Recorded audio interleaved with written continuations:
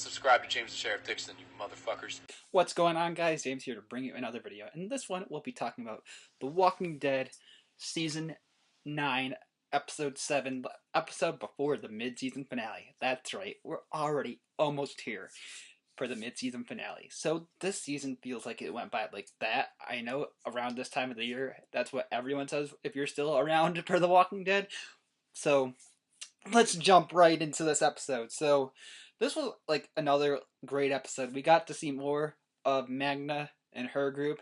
I am really starting to like the music teacher guy. Like, I'm hoping they don't turn him into a villain. I know like her group are like questionable, like even in the comics they're like questionable. So I think they're really portraying Magna's group really well on the TV show. Like I said, I like the teacher so far, the music teacher in her group. I'm starting to like them more and more. Like I said, I love Judith. She's so far my favorite Grimes character since Rick's gone now. She's my favorite Grimes character right now. Let's talk about the episode, like I just said. A lot happened.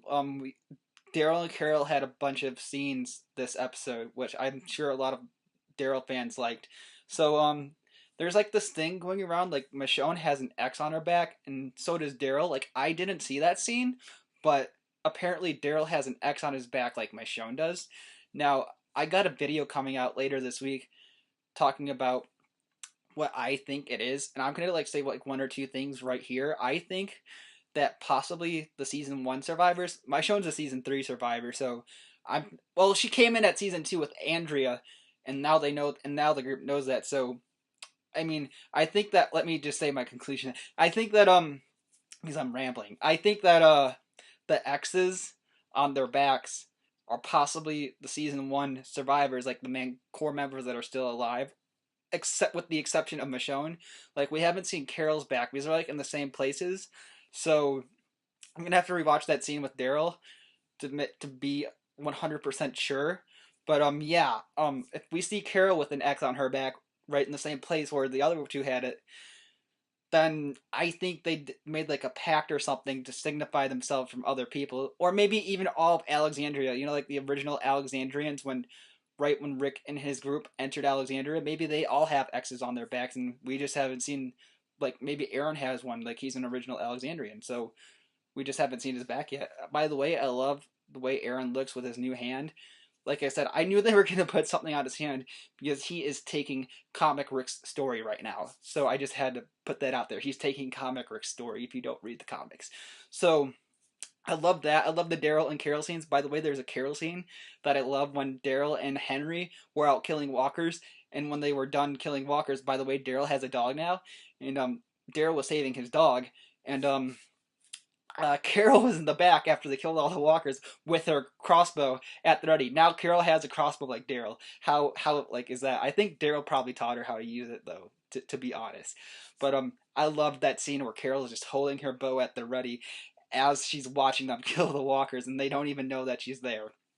Like I said, I really like Carol this season. She's at her game right now. She's at her game. So yeah, Daryl has a dog. I think the dog is killing walkers, to be honest. Every now and then he brings Daryl like a foot or a hand or some other piece of body part from a walker. So I'm pretty sure that his dog is killing walkers that stumble across Daryl's land. Now, I'm going to point something out too, that Daryl said that he's out by himself because he's trying to find Rick's body. Now, I think he's also by himself because fans blame him for killing Glenn, and now fans are blaming him that Rick's character, at least on the show, is gone. And at heart, I think that's true. So I think that's probably why he's been bringing up Glenn and past characters a lot this season. So I think it's weighing down on him now. So that's probably why he's out there by himself in the woods alone. So yeah, that's pretty much my say on it. I think he's took too much pressure on him, and that's why he's on the woods by himself to find himself in a way, I guess. But the fair is coming up. I'm gonna try to get to that part in the comics before it happens on TV, because I'm still reading the comic. Like, I haven't got to the fair, met the part where Magna and her group are looking around at Alexandria in the comics. That's where I'm at. I'm at the part with Magna's group in the TV show, which is really similar to the comics right now. That's why I'm saying I like Magna and her group in the TV show, because it's like very, very similar in the comics. So yeah, overall it was like a pretty solid episode. Like, Rosita and Eugene, they're really, really dangerously close to the Whisperer story arc right now. We might see a Whisperer in the mid-season 8 finale. That's like a 50-50 thing. We might not, because right now we don't know where Eugene is, and from the trailer it shows Aaron and Jesus. Well, in the next episode at least, they're going out and looking at walkers, and Aaron says, "Have you seen them do that before?" And Jesus is like, "No," or it's the other way around. And they think that the walkers are revolting, and I think Rosita wants to go back out there and try to find Eugene, and I think Eugene is held captive by the Whisperers, or he might be the person on the spike. He might be one of the first spike deaths. That's my prediction. If they don't save him, Eugene is probably going to be the spike death, because like I said, they took like a minor character comic role, and they gave it to Eugene and Rosita.